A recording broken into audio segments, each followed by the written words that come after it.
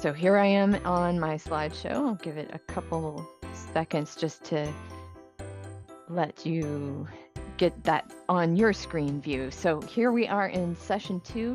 As Emily noted, session 1 was looking at the scope and sequence across a full year of instruction.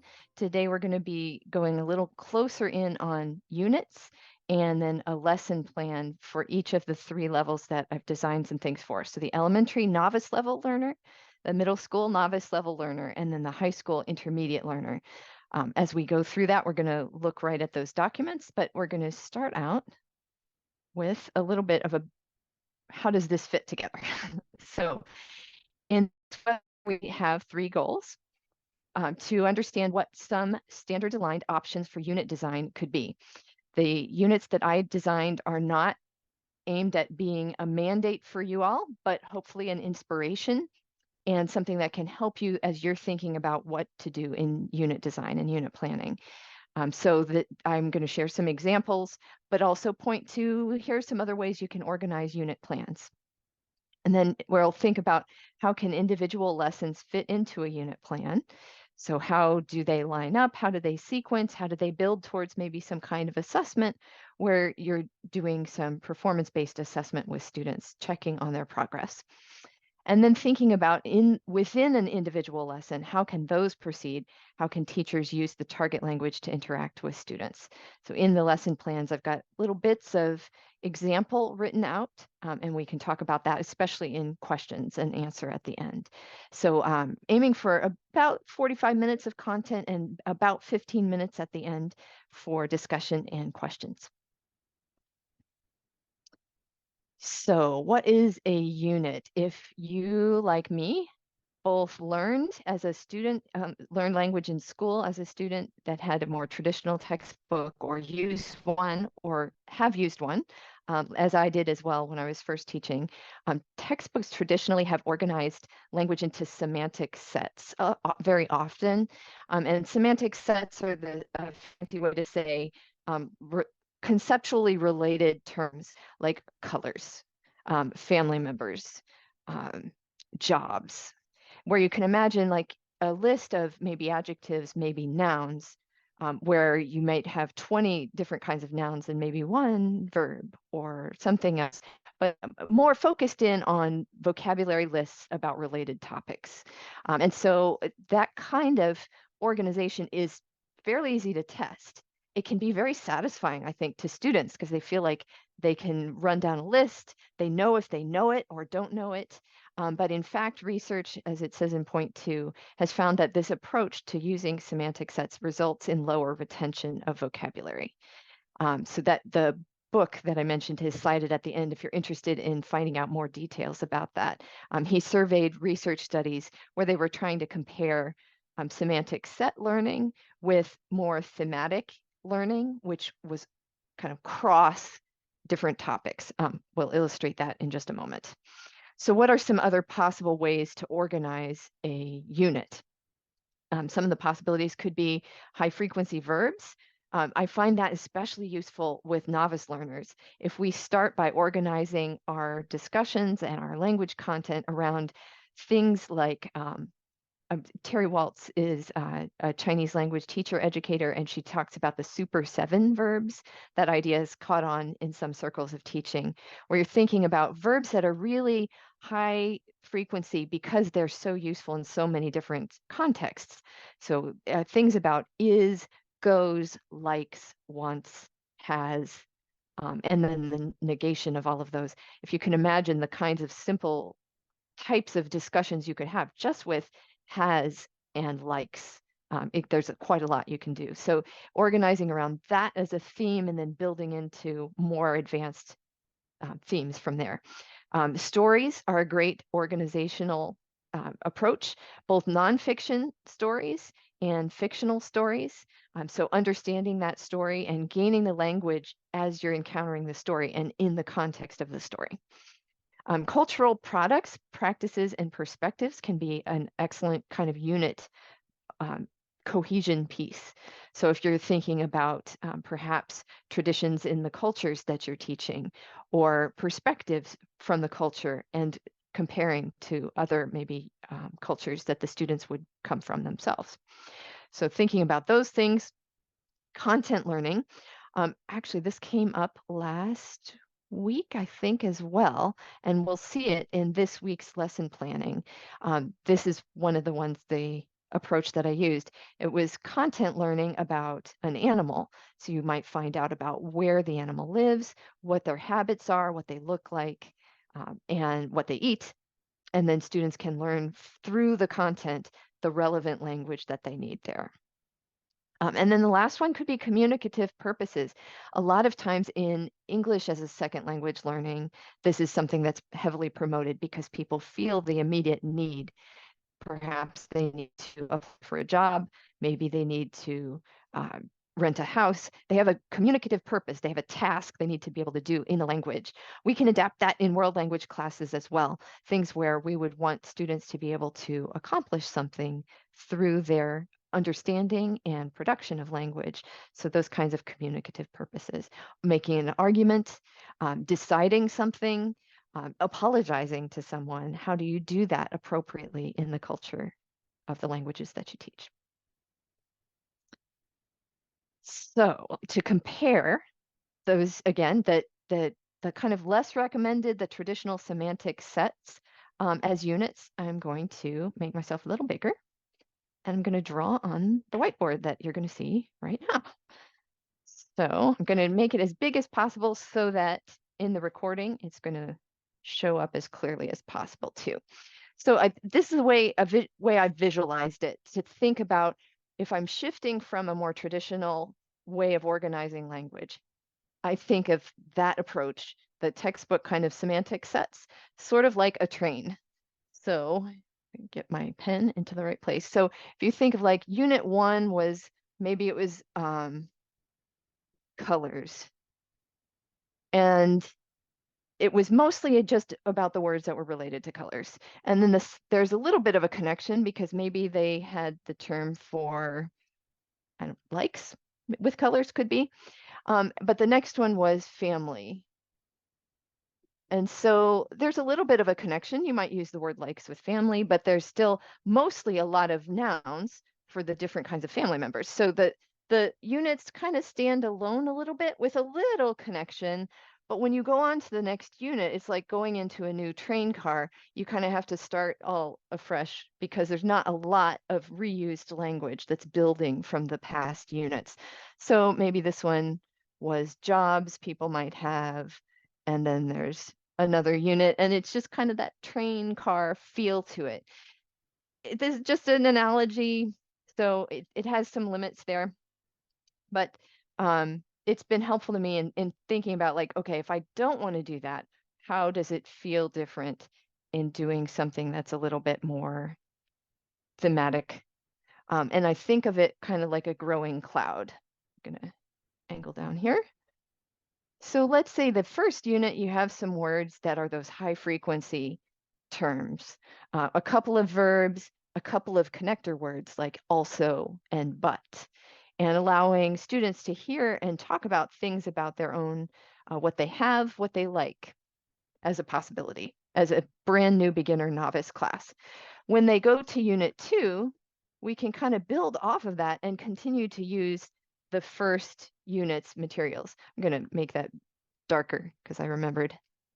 So if this is like a little cloud, here's unit 2 kind of encompassing both of what was in unit 1 as well as a little bit of new. Unit 3 might do that again. Cloud not drawn to scale. So where you're building off of it and it's a growing cloud of language that's going to be reused in each unit to some degree, So you might focus in on to make a comparison to like the content-based thing. Perhaps students are learning about one particular cultural practice, and then in the second unit, they're learning about another kind of cultural practice by the same group of target language community people. Or maybe one here is a local tradition to the students in their school.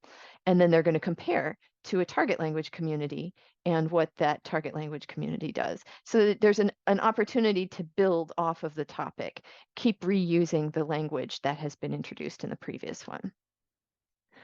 So hopefully that kind of imagery helps think differently about units. And I'm happy to answer questions about that at the end. So the sample scope and sequence documents have been designed with that kind of cloud-like reuse and build a little bit, but continue to have relevant vocabulary from earlier units, keep being needed and keep using that language in more complex ways with recombined new language that students are gaining from each unit. So that's the aim for those, the scope and sequence and the design that that has. So we are almost ready to start looking at specific examples. I'm going to take a sip of water first. And I wanted to mention, before we look at specific units, just to affirm again, I did not have an actual class of students in mind. I did not even have one specific language in mind when I was designing the unit plans and the lesson plans. I kind of had some vague ideas taken from teachers I've read their work or talked with teachers of many different languages. So I'm trying to be generic, but inspiring and somewhat realistic. So you're going to have to evaluate them for your own school setting, the hours that you have with your students, the particular language that you teach. You might need to adapt and adjust. So the idea is to inspire that adaptation process by seeing these models or examples. A couple things to note too about the way that these will be written. Will refer to the standards in these documents. And I wanted to make sure to say that the standards are not a checklist where, oh, we did it in Unit 1, so we don't need to do that in Unit 2. But as students are growing and developing in their language ability, and we're seeing performances that are giving suggestion of their proficiency development, it's not that the standards are done once and now it's complete. So if we're aiming our proficiency target at novice high, for example, we're going to still be doing a lot of the same targets at novice high across that school year. So we're not doing it once and then we're finished. We're also not treating it as a checklist in class, like, oh, well, you practiced doing this thing. So yeah, we want to keep it so that these are the goals, these are the outcomes, and that we're building the skills a little bit over time through the different units and the lessons that we design. I think I said the things I wanted to about that before we open it up. So I'm going to switch my screen share over to the file that I have. Oh, I'm going to need to open that file, I think. And while Diane is switching over, I have also added the link to access the example unit lesson for elementary in the chat box. So you can Great. also go ahead and take a look at that. Yes, and I am going to try to make it as large as I can on screen. I'm going to actually share a different way than I did last time, I think, and that will help. And here we go. Okay. How is the size there? Okay-ish? I'm going to try to show only a little bit of the screen at once so that it doesn't take up too much of your screen. One thing about Zoom is you might be able to adjust the video windows. So one way you can do that is there's like the screen share will be over usually on the left, and then there's video windows here. You can drag so you can make that video window a little bit bigger too. So that might help. So we're looking at the elementary school example. We're thinking of novice low to novice mid proficiency goals or proficiency targets there. And we're thinking of third grade children with their first year of exposure to this language. So not a lot of class time per week. We're looking at maybe 45 minutes of time per week in class, and about 8 to 10 classes are then planned in this unit. And then about 6 to 7.5 hours total time in that. Let me think, does that Does that line up? Yeah, I guess that lines up. Okay, we did check that. Yes. Okay, good. It sounded like more time than I was thinking though for those. But so this is maybe, 8 to 10 weeks of class time with third graders. So we'll, in the document, we'll have the theme at the top of each of these 3 examples. This one is from our animals and their lives, which I mentioned, I believe, last week as well. So in the Hawaiʻi World-Readiness Standards for language learners, we've got anchor standards here, and then below that, supporting standards, which will continue on the next page. We're looking at which performance indicators will be addressed. So we're looking at the specific ways in which we'll know that we're working towards the standards, or thinking about them as novice low to novice mid level production, comprehension, and demonstration of their language ability. And then the learning targets or goals here are phrased so that we're thinking through this specific unit from the standards. So we've got learning targets that reflect the kinds of interpretive communication here, and then the specific unit is over here.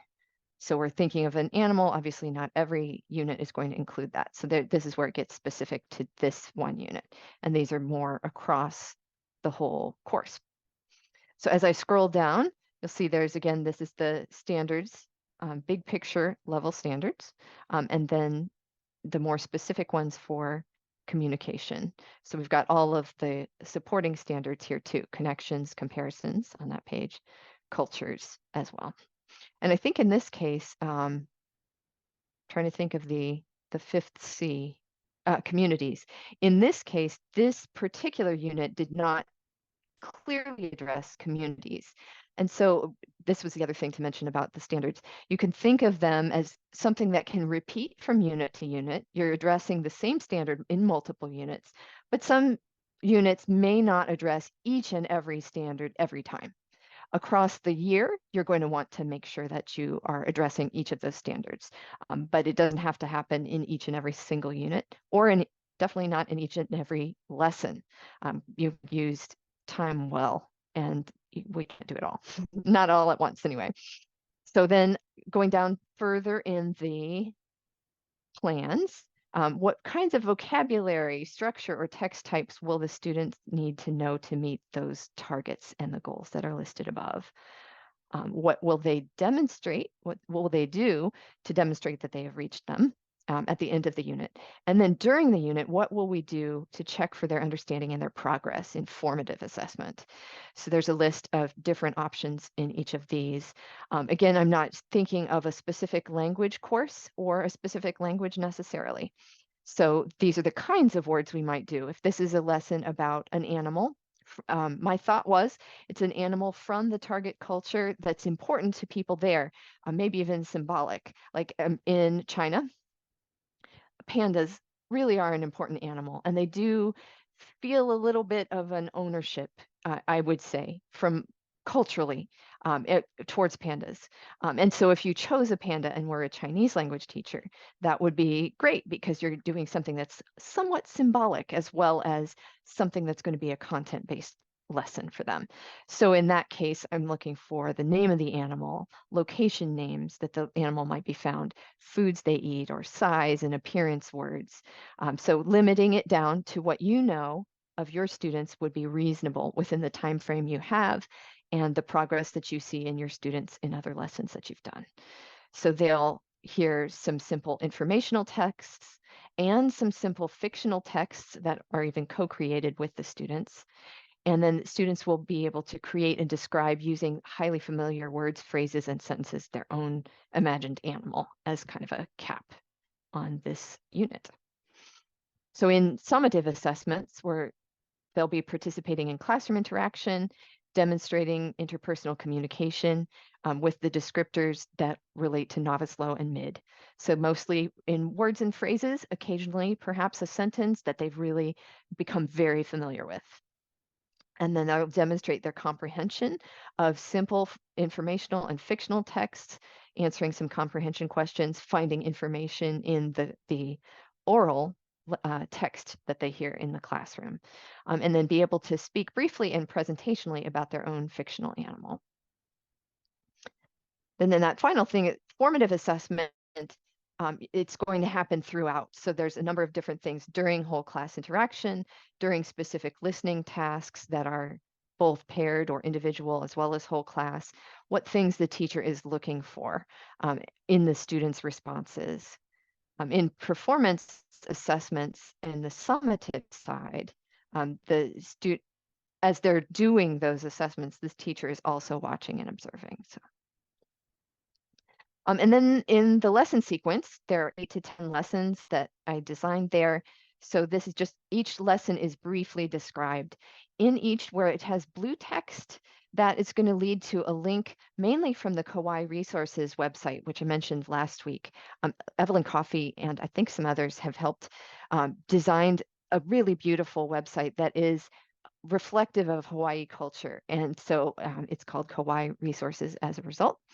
And it has a number of really helpful places to go and see videos and read descriptions and see how different teachers have carried out some of the strategies that I drew on in these lessons.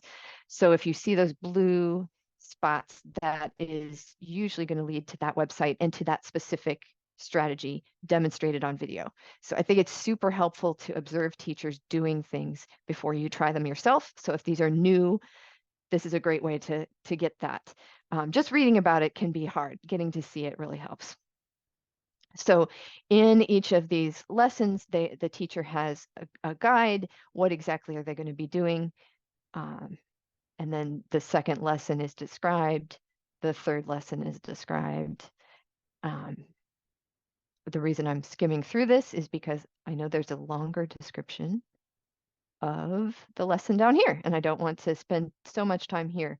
But I believe the lesson that I built out is, lesson 2. So in the sequence up here, this one is lesson 2, and down below, there's a much more complete description of how that might play out.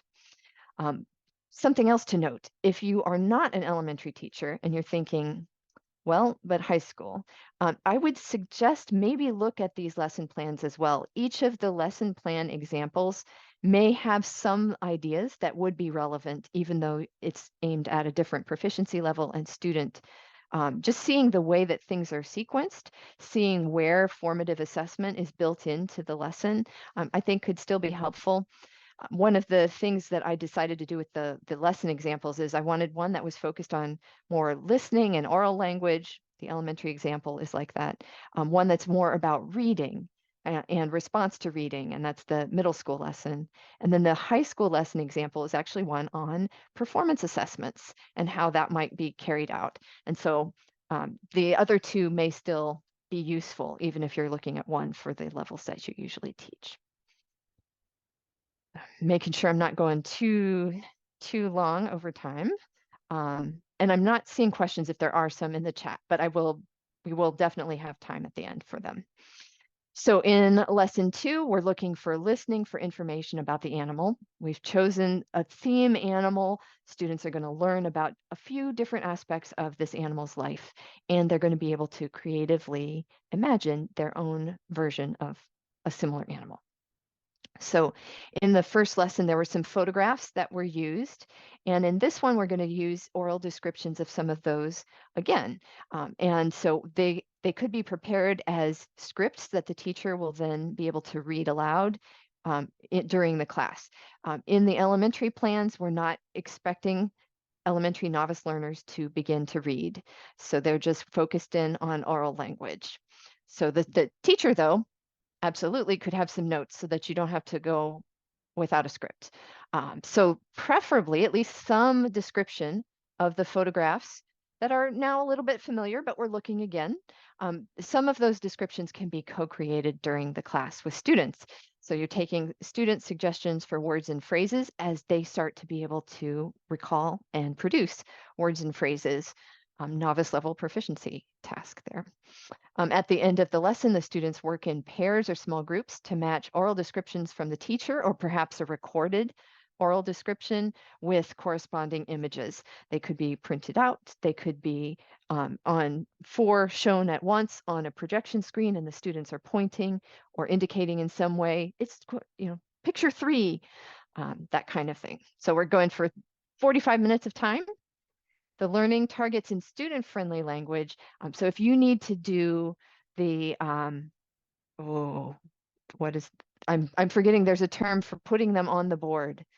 Like the learning targets isn't the word that I'm thinking of. Learning Emily, do you know? objectives. Yeah, there's an E word. I feel like there's a word that starts with E. In any case, if you need to put them on the board, these are the kinds of things that would be more meaningful to your students. And if you have administrators who are asking, well, what are the learning targets for this lesson? That is the kind of phrasing that we've got.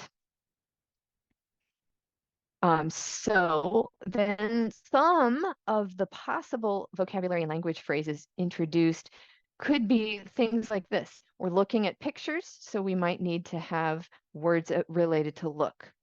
Maybe look at this, something along those lines.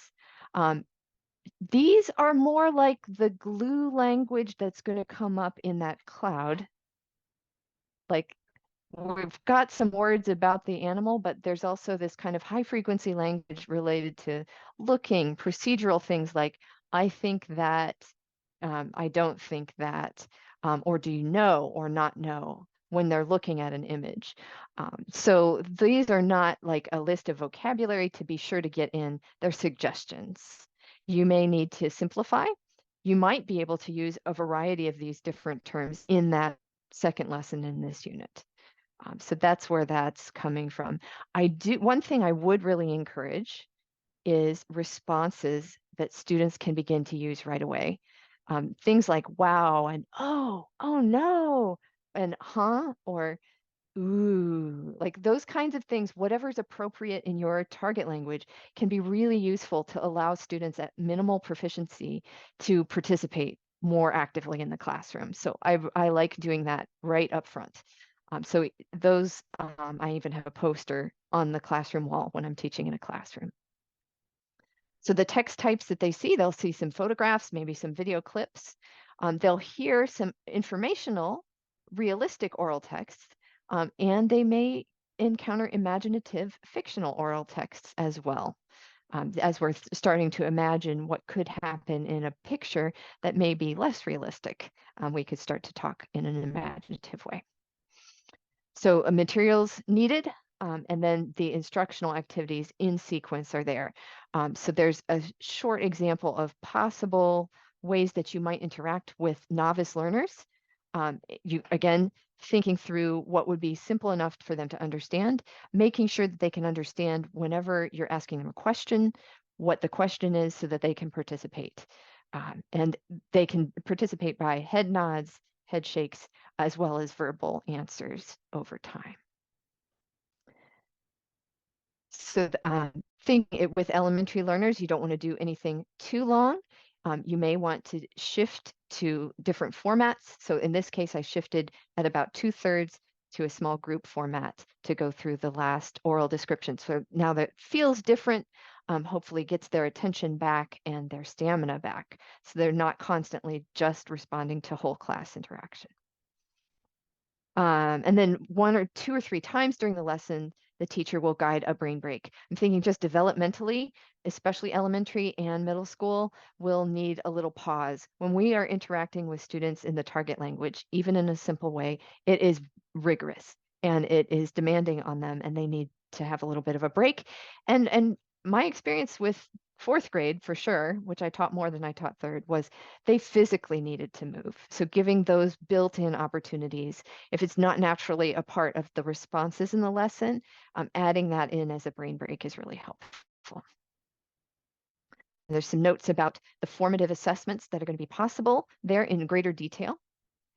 And that's the first of those 3 lesson plan examples. So I will go slightly more quickly through the second 2.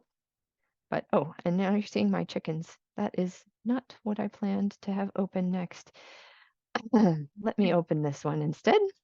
That was my While computer Diane is desktop. Yes, transitioning to middle, yes. I'm going to enter the link in the chat box for the middle school example unit and lesson. And those Awesome. are really cute chicken. Thank you. They're sweethearts. I thought I had the files all stacked up, so what came up next was not what I expected.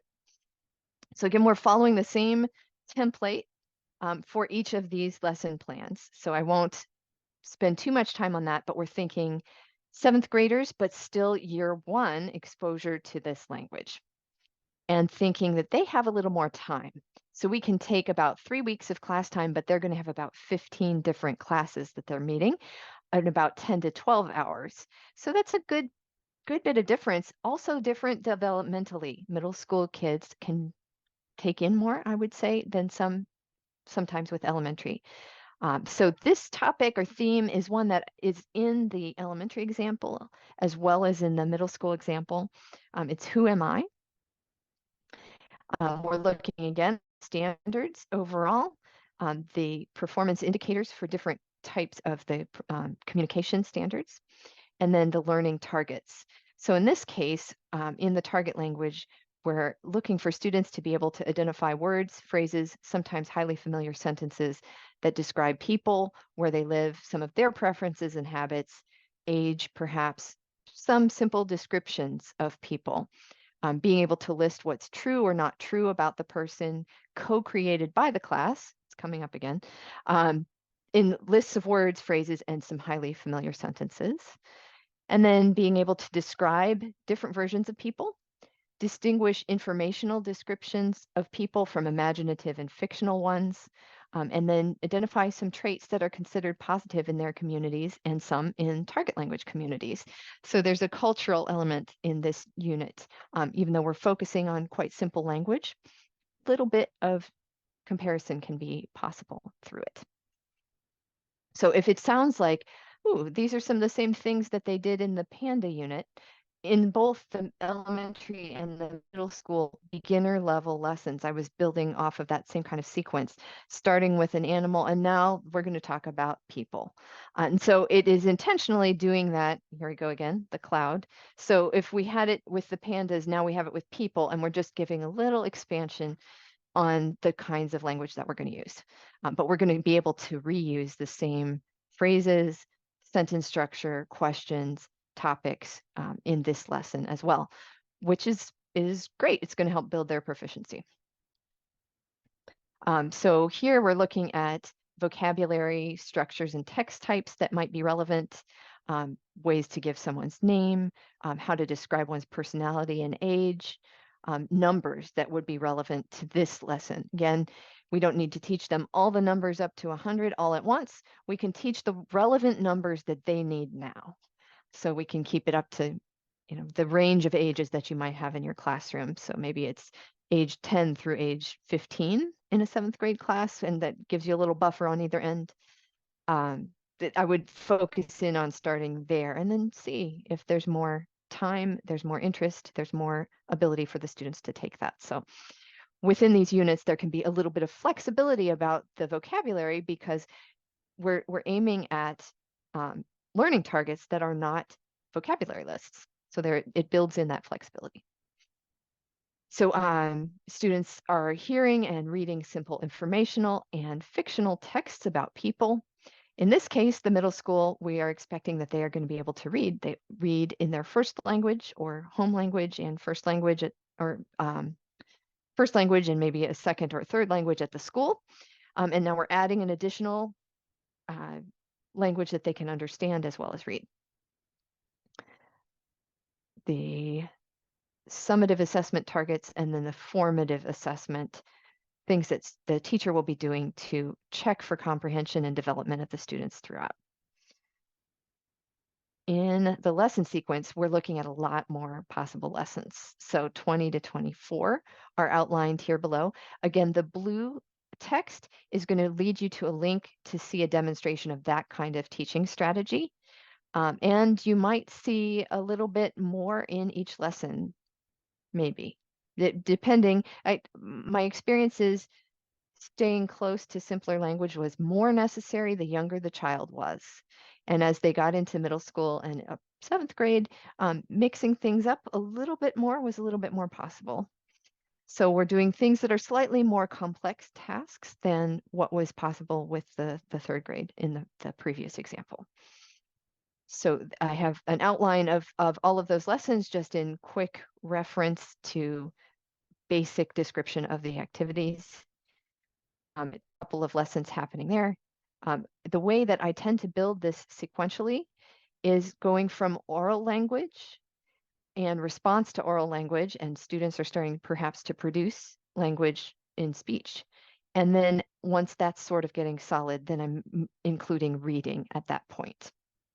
This is especially the case because I've taught Mandarin Chinese. So I've found it really helpful to build their oral language first, and then soon after read again using the same language in the reading, but doing something a little different with it. So that is one of the places that could be different for particularly Spanish language teachers. Spanish is written in a way that is much more phonetically linked than Mandarin Chinese. And so your reading may vary based on your language. But so you know where I'm coming from in this particular lesson. Again, there's a whole bunch of different lessons. I don't want to spend too much time. I'm going to wait for your questions at the end to get to those.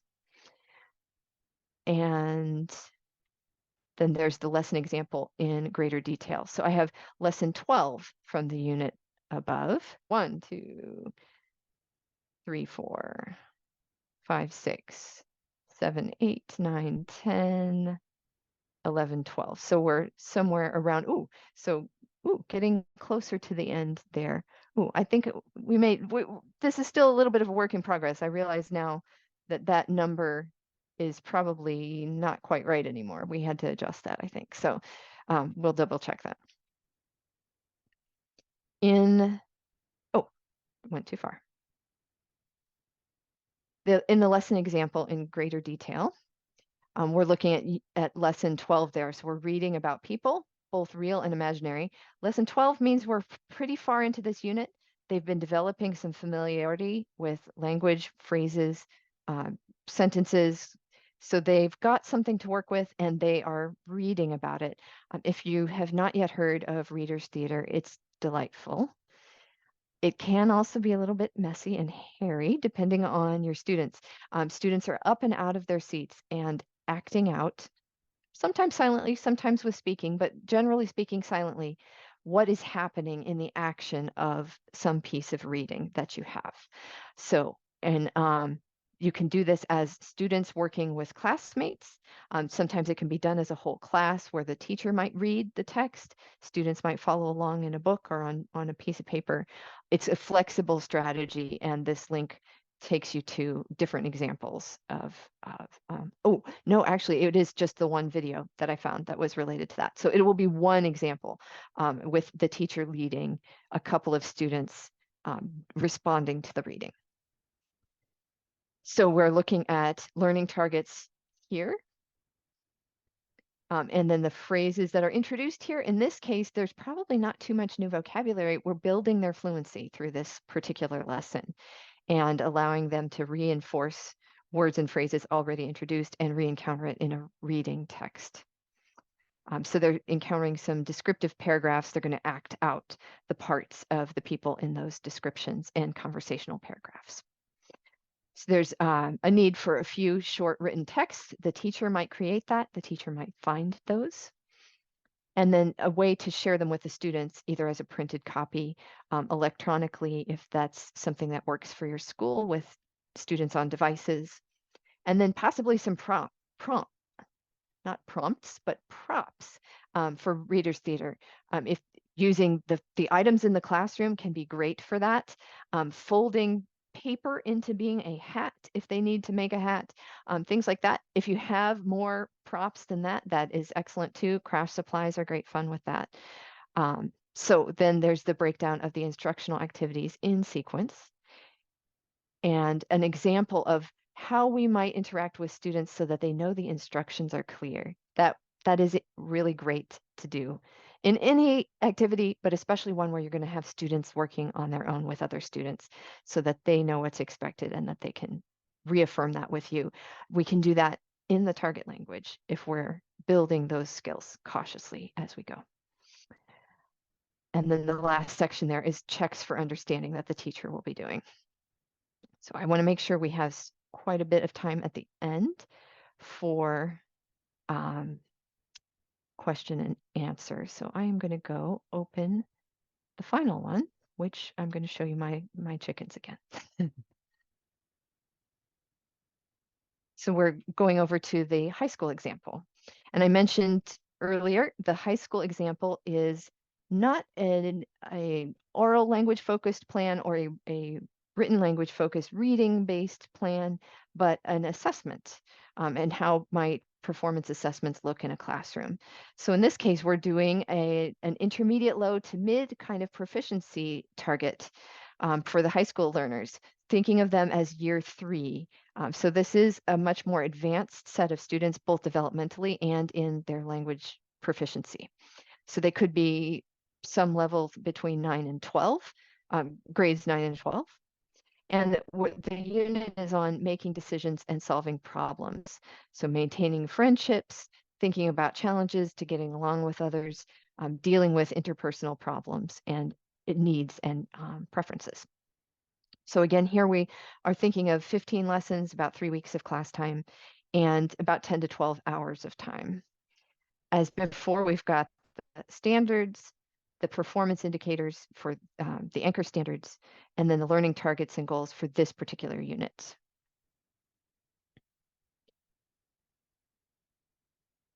And then here, we're looking at the vocabulary structures, text types that students will be encountering through this, some of the language phrases that might be useful, again, in English, because I'm making it as generic as possible. And then what they'll be doing to demonstrate in summative assessments that they have met the learning targets. And then in formative assessments, what the teacher is going to be looking for as the students are going through the unit. So here we're looking about 15 lessons are outlined. So this, how do people make decisions? We're looking at 1 to 2 lessons with different tasks here. As I keep going, looking at the time. So there you can read these in greater depth a little bit later. And then the specific lesson example is on summative assessments. So I will skim down to that. So we're looking at the 1 to 2 lessons that is related to presentational writing, where students are writing about a situation and that is requiring them to make a decision or solve a problem, describing the situation, giving reasons, and then stating reasons for their ultimate choice.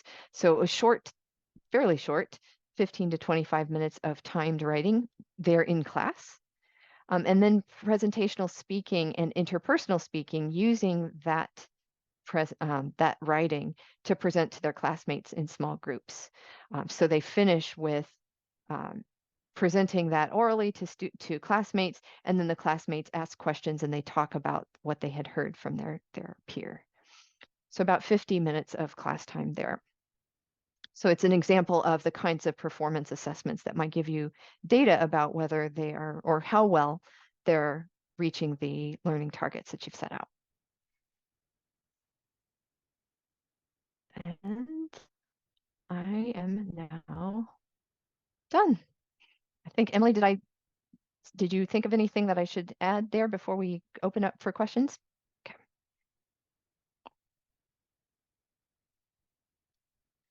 And I see there's some messages in the chat too. Oh, okay. They're links that you shared, I think, mostly.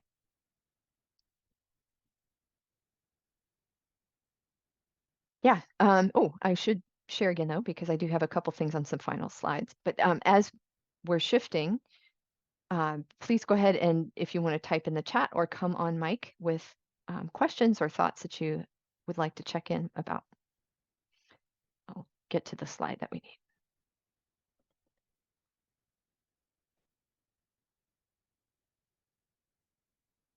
There you go. My conclusion slide there. Just to reaffirm the thinking through units and organizing based on those, how they might cohere, how you might develop a unit around what kinds of things, if it's not a vocabulary list, how they could align with standards, and then affirming again that even if a unit or a lesson doesn't aim at each one of the standards, the communication standards, as well as the the supporting standards in culture, communities, comparisons, and I'm missing a C again. I'm embarrassed, but I should have looked at the list. Connections? Ah, thank you. Yeah. So the even if we're not hitting every one of those targeted standards, we can do that across the course, and we can use those standards multiple times across different units as well. There's the citation to that mention about semantic sets. And then we have our last couple of slides. So thank you again for attending, and I am interested to hear what you have questions about. I have a quick question regarding summative assessments. So when students are writing the presentational outline during that time, how many sentences or what are you looking for? And then the part where they share out to a small group. Great question that might best be answered next session, actually, or at least it will be answered in some depth, because the final session is about performance assessments and using rubrics to evaluate students' performance on those. So that will go in greater depth with that. But I would say in my own experience with it, it hasn't so much been like a number of sentences, but accomplishing a communicative goal. So if there was something that, like in the case of that writing, they needed to make a description of a situation where they had to make a decision. They needed to include some options that they thought through or could think through if it was a fictional example. And then they had to say, this is why I picked this way to do it. I thought it was going to do this best. So if they've been able to do that, however many sentences they needed to get to that would be what I would be looking for. So in the beginning, would you give them any kind of assistance, like with sentence stem or possibly verbs, or is it like totally on their own? To my thinking, that's going to be a teacher call. That'll be dependent on you and your particular goals for those students. In this case, it was level 3 students. I probably wouldn't do as much, but in fact, in the classrooms where I taught, I did have some word walls. So there were some words that they could see in the classroom. It wasn't in context, so it wasn't like a sentence stem.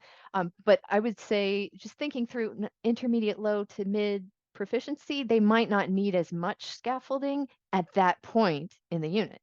If they were earlier, though, they might. And if it was more of a novice level thing, I might give them more structure or more help as well.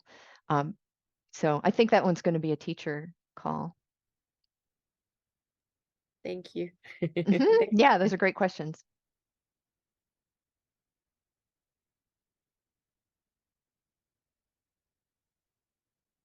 I see Anna. Do you want to come on mic? So I saw some of the activities that you suggest to do with each unit or in each unit, but do you have any tasks attached to each of these activities? Did you say tasks or tests? I wasn't No, sure. no, tasks. Tasks. I would regard some of them as tasks. So, like for example, where students in we didn't go in depth into some of the high school lesson plans, but particularly that one where students are going to encounter a situation that they read about and then talk with peers about, okay, which advice will we give them? To me, that's a task because they need to make a decision at the end based on some kind of a language situation. So I think in a pretty broad way about tasks. So at the more novice level, it's a scaled down version of that. So if you're thinking true task-based learning, maybe it won't exactly match that, but for an example, one of the things in those units was looking at a map and deciding where they lived compared to where the animal lived and learning about those different things. So in the fact that students could come up and point out on the map where they're from or where the panda is from. Again, I'm thinking panda because I'm a Chinese teacher. So they're doing something with language, maybe not at the level of a true task-based language teaching task, but it's leading, I think, in that vein. I don't know if that helps. Okay, thank you.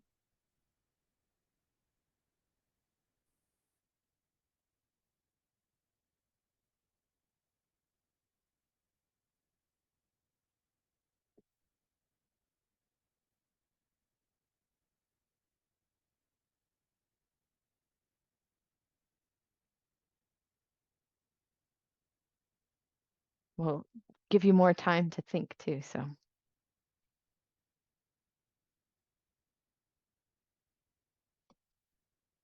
Emily, would you like to introduce that last slide yet, or do you want to Yeah.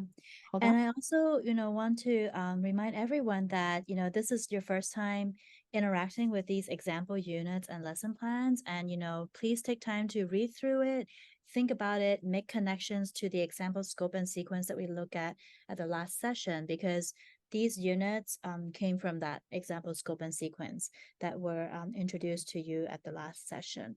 And then, during one of the quarterly meetup sessions later on this year, we'll have more time for you to think about how you can apply these examples into your classroom. And, as Diane mentioned, in the description of the units, there is the lesson sequence, and each lesson has a brief overview description of what your lesson will do. And within that brief overview, there are some general description of activities and tasks that you can do with your students. So I encourage you to take a look at those activities and tasks and think about, okay, what will it look like in my classroom for my target language? How might I implement it? How might I adapt it or modify it to fit my students' needs? And when we meet at the quarterly meetup session, we can talk more in depth about that. Because Anna, I think, you have asked a really good questions about, okay, what will it look like actually? And we want you to start thinking about that. So when we meet at the quarterly meetup sessions, we'll have more time to talk about that. So please sign up for the quarterly meetup sessions. Yeah, actually that is on that next slide, right? Yeah. Yes. Oh, thank you. So Yes. that, yes, if you have the slides, the PDF version of that, those links should still work. So you can get to those, so you can sign up for those. Yeah. So, and I also want to just take this opportunity to thank Diane for, Sure. creating these wonderful examples for us to think about and inspire us. And we really appreciate all the time and energy you have spent to make it so that it connects to our new standards and also connects to the general language teaching situations, because we do have many different languages, which is really wonderful. Yeah, So it's really, really it is. appreciate your Yeah. effort. I admire what you're doing in Hawaii, and I love Hawaii. So I'm happy to get to work with you all, even at distance, which isn't quite as much fun as being there in person, but it's pretty good too. So Yeah, so mahalo. Let's give Diane a round of applause. Thank you so much. And I've for sure. put in the chat box a link to the feedback form. Please, if you have a chance to complete the feedback form, because we do use that to think about how else we could, implement the following session, which is our next Thursday session, to better support your needs. So please, if you have time, complete it. And on this slide, these are the upcoming PD opportunities for you to consider. All right, on that note, thank you so much, everyone, for joining us today. We look forward to seeing you all again next Thursday, yeah? Yeah, thank you. All Thank right, you, and I'll be Diane. sending a Thank you. follow-up email like last time. Hello. Take good care, everyone.